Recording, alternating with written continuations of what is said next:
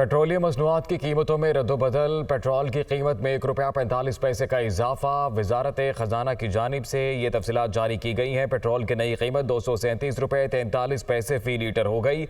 Diesel की फ़ी litre कीमत में कोई तब्दीली नहीं की गई।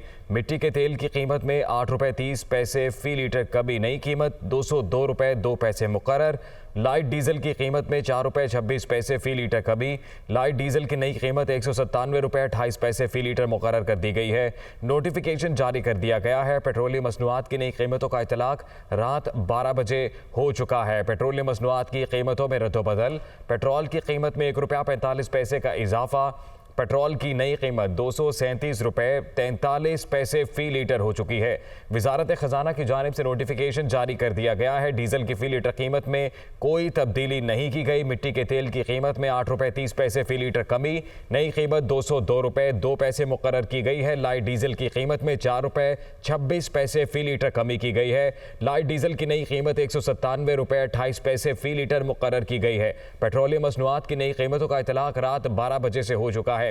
आपको बताएं कि पेट्रोल मसनूआत की कीमतों में रद्दोबदल। पेट्रोल की कीमत में ₹1.45 का इजाफा कर दिया गया है।